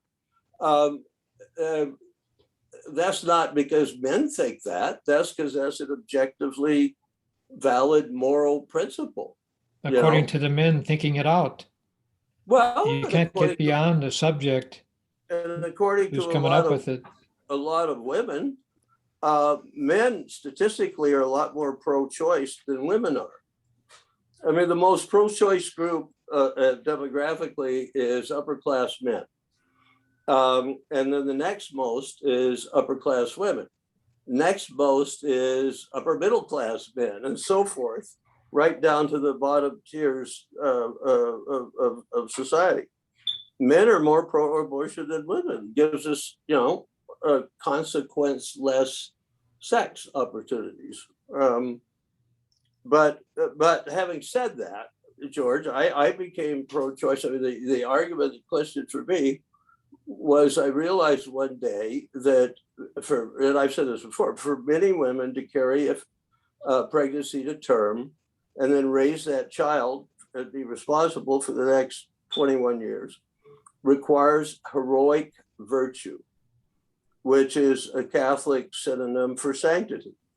It requires heroic virtue.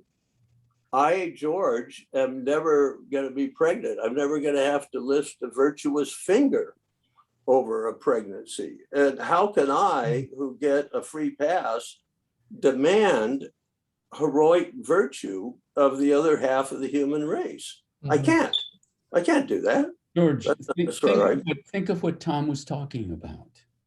Think about the kind of culture that says, if you've got yourself in this fix, we are going to... If you got yourself into this fix, you may not have an abortion. Does that change your idea of the morality of it? I suspect it does. Virtue, heroic virtue means that you don't have that support, but you're going to go it anyway. Do it anyway, yeah. Yeah, well, that's the status now.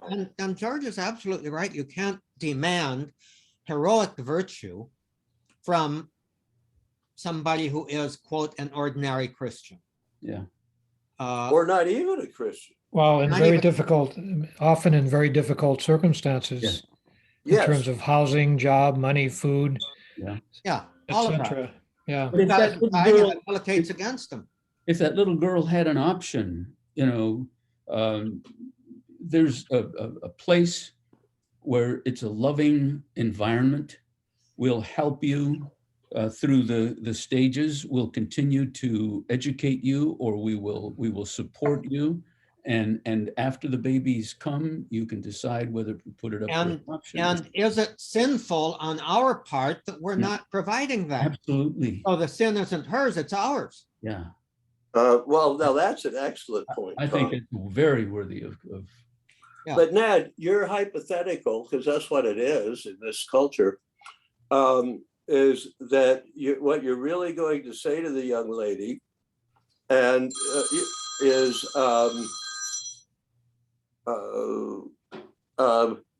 that's we're going to do all these things to wrap it up. Yeah, but you start the conversation with, now, ma'am, you can't have an abortion, but we'll help you with the child, et cetera, et cetera, et cetera. That's what you're really saying, right? Oh, yeah. Okay. I'm not saying you can't have it. I'm saying, do you believe that's the right thing to do? Me, George? Do I believe No, to the young lady. And she says, look, I don't have a mom and dad. I'm 17 years old. I'm about to graduate from high school, et cetera, et cetera. And so, yeah, I think it's okay to do it. Well, if I can't pray her into or convince her that that's not the right thing to do, then she's going to do it. I'm not. Let's take a step back and say, what would it take on the part of our Catholic faith community to provide the environment for her in which she would not have had to make the choice even to get pregnant? Yes, I agree. You know, we do need to say, to at least understand that there is a much broader context in which we as a Catholic community are not fulfilling our responsibility to this person. Yes. It's not just whether or not to have an abortion. It's what sort of pressures that we have allowed on her by not embracing her that moved her to get pregnant, shall we say. Well, that's, I think that deserves a lot of looking at and It deserves investigation. a lot of looking at, Yeah. and it's not 100%, it's not 100% foolproof either. Yeah, no, it isn't. And there's more than one person involved, and there's, There's more than one as person you said, involved. and it's just a momentary decision could determine that, you know. Yeah. Anyway, Yeah, I've most- got to go also. Well, we all do. Most I think this pregnancies shows are how accidental. everlasting the discussion is about this topic. Yes, Yeah, but it's only going to heat up. okay. Along with many others. As you would say, George, with that happy thought, is it? How do you do? On that happy note. On that happy note, end meeting for all. 3, 2, 1, bye.